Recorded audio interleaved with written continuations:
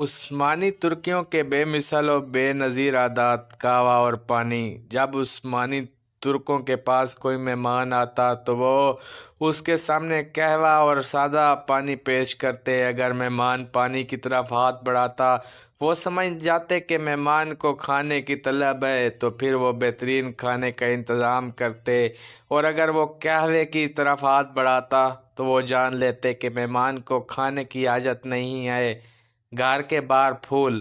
اگر کسی گھر کے باہر پیلے رنگ کے پھول رکھے نظر آتے تو اس کا مطلب ہوتا کہ اس گھر میں مریض موجود ہے، آپ اس مریض کی وجہ سے گھر کے باہر شور شرابہ نہ کریں اور عیادت کو آ سکتے ہیں۔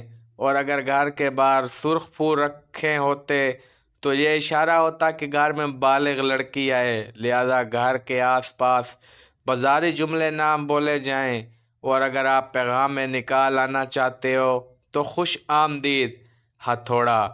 گھر کے باہر دو قسم کے ڈور بیل گھنٹی نما ہتھوڑے رکھے ہوتے، ایک بڑا ایک چھوٹا۔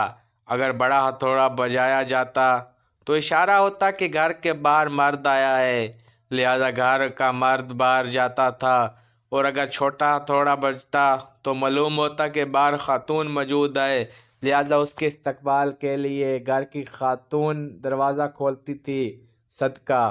عثمانی ترکوں کے صدقہ دینے کا انداز بھی کمال تھا کہ ان کے مالدار لوگ سبزی فروش یا دکانداروں کے پاس جا کر اپنے نام سے کھاتہ کھلوا لیتے تھے، اور جو بھی حاجت مند سبزی یا راشن لینے آتا تو دکاندار اس سے پیسے لیے بغیر اناج و سبزی دے دیتا تھا، یہ بتائے بغیر کہ اس کا پیسہ کون دے گا۔ کچھ وقت بعد وہ مالدار پیسہ ادا کر کے کھاتہ صاف کروا دیتا۔ 63 سال۔ اگر کسی عثمانی ترک کی عمر 63 سال سے بڑھ جاتی اور اس سے کوئی پوچھتا کہ آپ کی عمر کیا ہے تو وہ نبی پاک صلی اللہ علیہ وسلم سے حیا اور ادب کرتے ہوئے یہ نہ کہتا کہ میری عمر 63 سال سے زیادہ ہو گئی ہے، بلکہ یہ کہتا کہ ہم حد سے آگے بڑھ چکے ہیں۔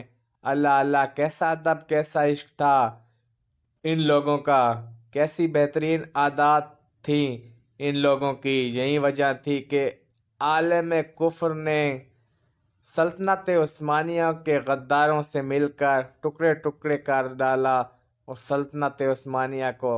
دوستو، اگر آپ بھی سلطنت عثمانیہ کے فین ہیں تو اس ویڈیو کو زیادہ سے زیادہ شیئر کر دو اور چینل کو سبسکرائب